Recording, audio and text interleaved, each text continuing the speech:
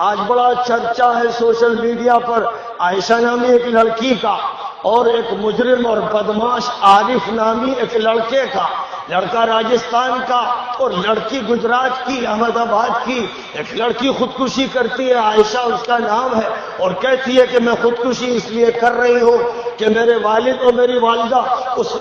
شوہر کی وجہ سے پریشان ہے جس نے 1.5 لاکھ روپیہ جہیز کا لے لیا اور بار بار اس کے مطالبے ختم ہونے کو نہیں آتے۔ یاد رکھو مسلمانوں، یاد رکھو،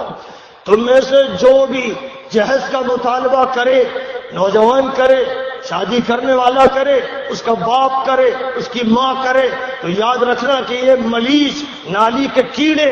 گندے، ذلیل، حقیر، بے دین، بے ایمان لوگ ہیں۔ جو مطالبہ کرے اس کا جہیز دینا ہے، یہ ذلیل لوگ ہیں۔ اللہ نے جب قرآن میں فرمایا الرجال قوامون علی النساء بما فضل اللہ بعضهم علی بعض وبما انفقوا من اموالهم، مردوں کو گھر کی ذمہ داری دی گئی ہے، حاکم نہیں بنایا گیا ہے، وہ قوام ہے۔ گھر کی ذمہ داری مردوں کو سونپی گئی ہے 2 وجہ سے۔ ایک یہ کہ مردوں کی جو ساخت ہے،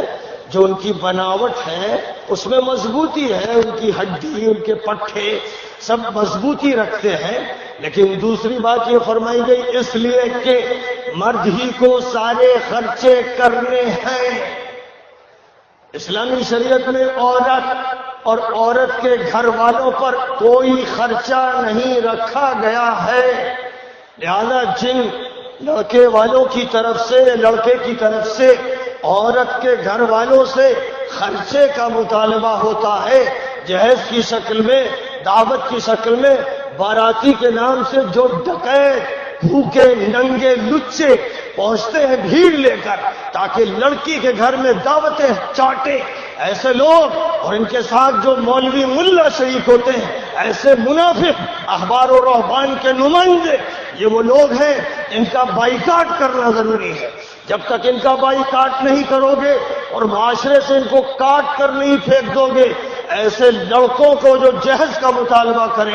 ایسے لڑکوں کو جو لڑکی والوں کی طرف سے پیسے کا مطالبہ کریں، یہ نہایت حقیر، نہایت ذلیل، قرآن کے دشمن، حدیث کے دشمن، گندے اور ناپاک لوگ ہیں۔ معاشرے میں ان کا بائیکاٹ ہونا چاہیے، ان کی شادیوں پر پابندی لگ جانی چاہیے۔ جاؤ تم کسی جنوں کے دیش میں، وہاں جا کر جنوں سے شادی کرو۔ تمہارے مسلم معاشرے میں ہزار لاکھوں لڑکیاں بیٹھی ہیں، 30 سال عمر، 35 سال عمر، 40 سال عمر ہو رہی ہے اور مسائل ان کے حل نہیں ہو رہے۔ اور عائشہ وہ لڑکی جس نے خودکشی کی ہے، اس کا جرم پوری ملت پر ہے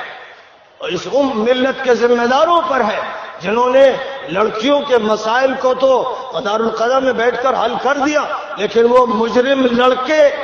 وہ ناپاک لڑکے جو باہر جاتے ہیں، پیسہ لیتے ہیں، پھر ان کو گھر کی اپنی بیوی پسند نہیں آتی اور وہ فلمیں دیکھتے ہیں تو نئی ایکٹریس ان کو پسند آتی ہے، اب ان دوسری شادی رچانا چاہتے ہیں، وہ 3 طلاق دیتے ہیں۔ ہمارا مفتی کھڑا رہتا ہے کہ بس ہو گیا جو کام ہونا تھا، اور اب تو حلالہ کر، اور حلالہ کے سانڈ اور مستنڈے دلی میں اور ہر جگہ بیٹھے ہیں، وہ مجرم و زانی جن کا کام یہ ہے کہ وہ حلالہ کرواتے ہیں۔ معاشرے میں ایسے سانڈ، ایسے مجرم، ایسے بکرے پالے ہوئے بیٹھے ہیں جو زناکاری کرواتے ہیں۔ یہ سب کچھ معاشرے میں ہوتا ہے، اس کا نتیجہ یہ ہوتا ہے کہ عورتیں دکھی ہوتی ہیں، ان کا مسئلہ حل نہیں، جرم لڑکا کر رہا ہے، طلاق اس نے دی۔ حضرت عمر اس کے اتنے کوڑے لگاتے تھے، اتنے کوڑے لگاتے تھے کہ پیٹھ کو دوہرا کر دیتے تھے، یہاں اسے کوئی سزا نہیں ملتی، ساری سزا عورت بھگتتی ہے۔ یہ ہمارے نظام کی خامیاں ہیں،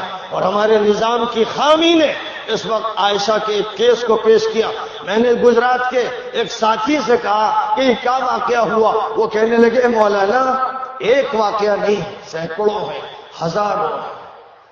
سینکڑوں ہزاروں واقعات ہیں۔ لڑکیاں ان کے ساتھ جا رہی ہیں، لڑکیاں ماحول توڑ رہی ہیں، لڑکیاں بے قابو ہیں، فلموں نے سب کو آزاد کر دیا ہے اور نئی دنیا نے ایک جہنمی دنیا بسا دی ہے، اور ساتھ ہی ساتھ ہمارے ادارے مسائل کو حل نہیں کر رہے ہیں۔ نبی پاک علیہ الصلوۃ والسلام نے جس طرح مدینہ منورہ میں مواخات کا نظام قائم کیا اور ہر معاشرتی مسئلے کو فوراً حل کیا، جب تک وہ نہیں ہوگا، جب تک ایسے مراکز ہمارے ملک میں اور دیگر ملکوں میں قائم نہیں ہوں گے تو نہیں سمجھا جا سکتا کہ مسئلے حل ہوں گے۔ اور اگر تشنا رہیں گے